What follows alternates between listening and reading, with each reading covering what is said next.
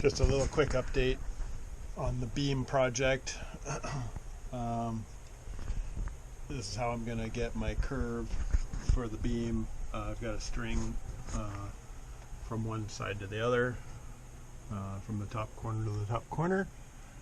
It's a little bit hard to get it all the way up in those corners, but I think this is going to be good enough to get an idea on the radius there. So if I measure the height between the string and the cabin top, that's my highest point, and then as I laminate this, I'll base it on that curve.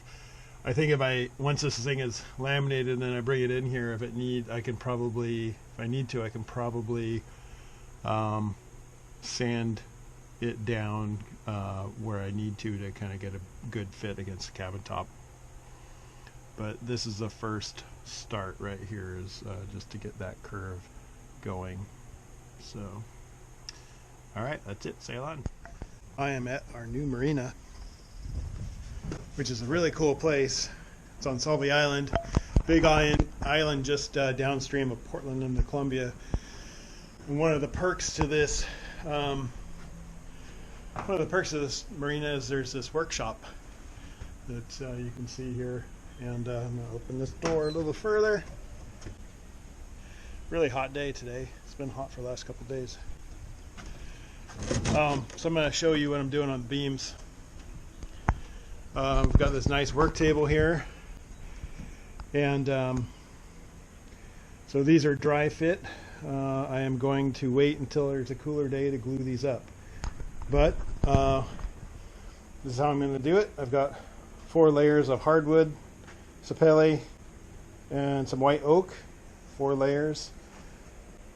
I've matched this to the curve of the cabin top, and this is longer than it needs to be, so that once it's laminated, then I'll go in, I'll scribe an angle, and I'll cut this to the right length and the right angle to match the sides of the cabin top.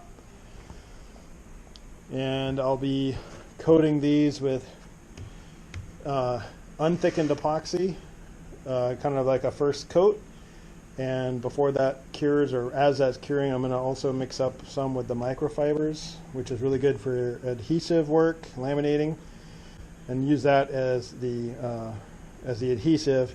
I'll be spreading this stuff with a notched trowel.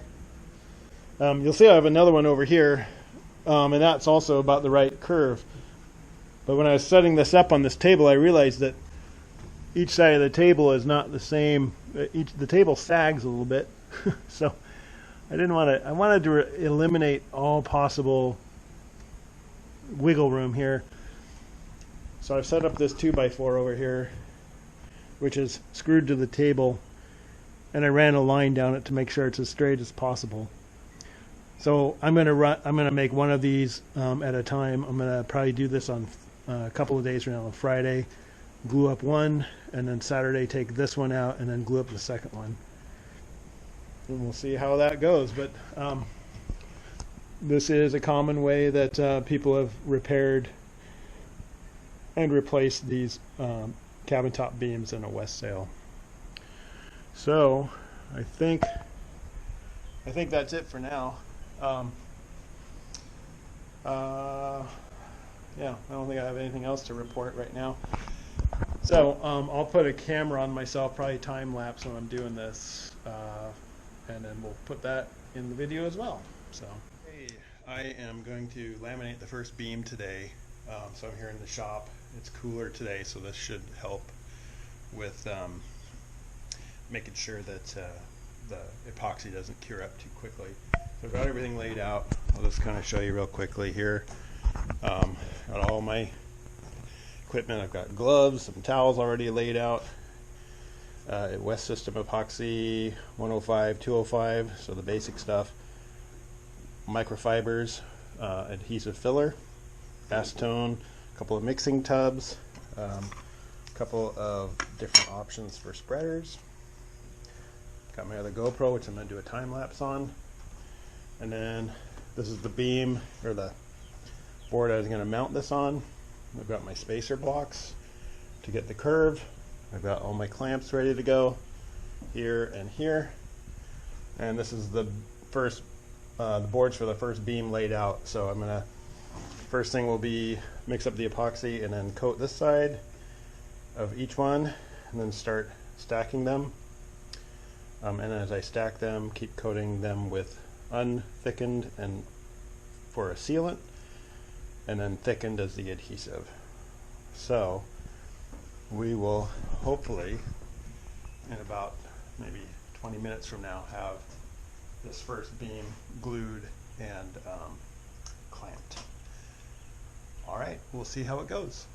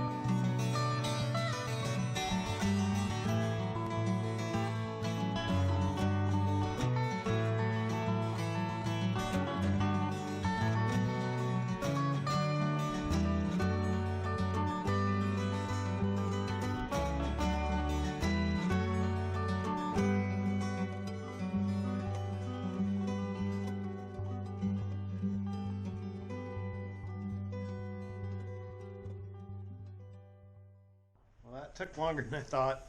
That was kind of tricky. I haven't worked with epoxy for a while, so I'm totally inept with it right now.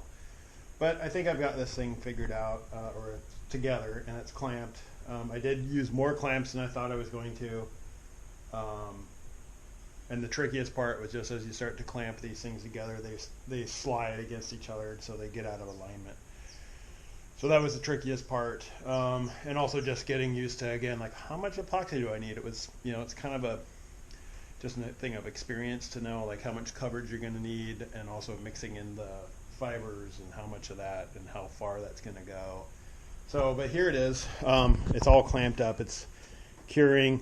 I got more of this stuff coming out the sides than I wanted to, but that's okay. When this is all done, I'll sand all this down, or maybe even plane it. I guess it's better to have stuff squeezing out than to not. So it's all clamped. I don't know exactly what time it is. It's probably about 10 or 11. And so this will be ready to unclamp tomorrow. And then we'll go down, we'll take this to the boat once it's unclamped, see how it looks against the cabin top. And then we'll come back and we'll clamp the second one. So anyway, big kind of step out of the way. And we'll see how it turns out. So I'm going to work on some other things now, probably cleaning up my spreaders and working on lighting for the mast.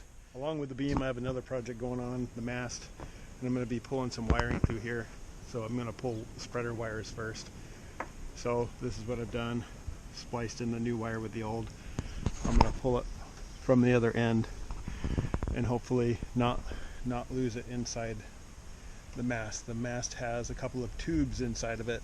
One goes to here and one theoretically goes all the way to the top. So these spreader wires will go through this first tube. And now that I think about it, I should probably run the steaming light through that same tube. So I gotta think about that for a sec before I pull this. Wow, that's a lot of work when you're doing this by yourself. I was running here to there, feeding it here, pulling it there, feeding it here, pulling it there. That took a long time. I highly recommend having two people if you're ever snaking wiring down through your mast.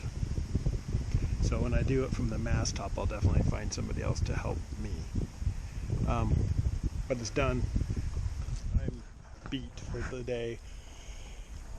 I took off these old mounts for an old radar, and then I was able to get these off. Drake Paragon has a great video episode where he repaints his mast and he takes off all of these rods and bolts. I don't think I'm going to go that far.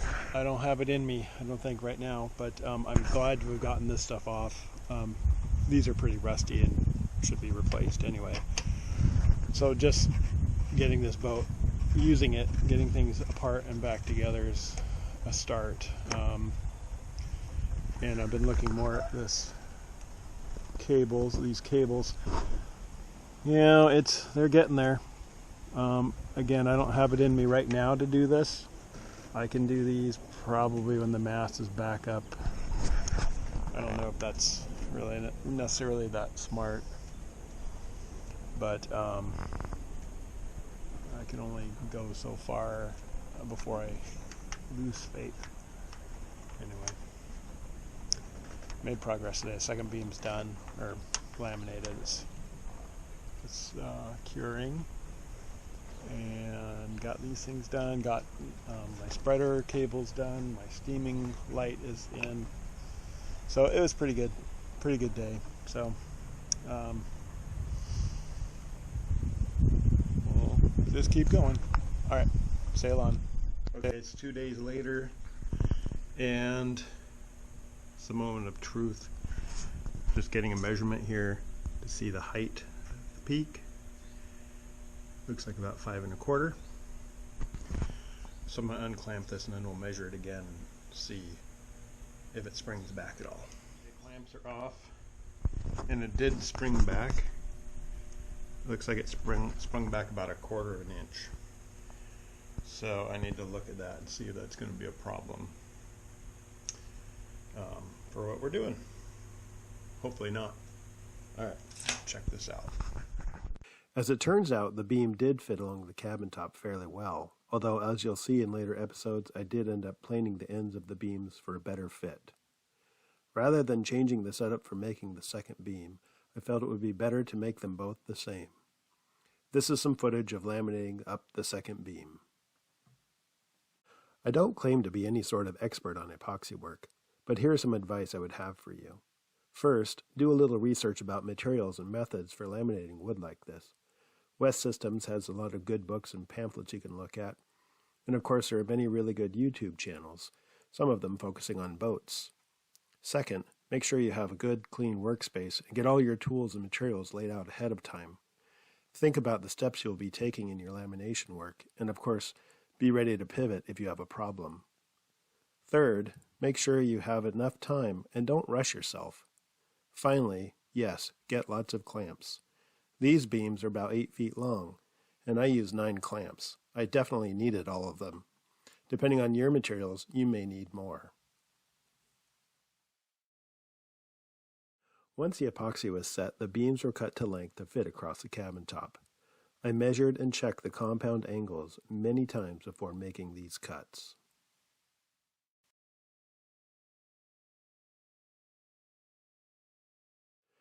The beams were then planed with a hand planer, making multiple passes on each side to shave off the excess epoxy and eliminate any misalignments in the wood layers. A joiner would have made this easier and more precise, but you have to work with the tools you have. The beams were then sanded. The wood used to make these beams was originally 1x3, so their actual size was 3/4 by 2.5 inches. Following planing and sanding, both beams had a height of 3 inches, and the front beam ended up 2¼ inch wide, and the back beam was 2 3/8 inches wide. For comparison, the original beams in the boat were 3 inches in height and 1 3/4 inches wide. Once again, thanks for watching. We'll see you on the next episode. Until then, you guessed it, sail on.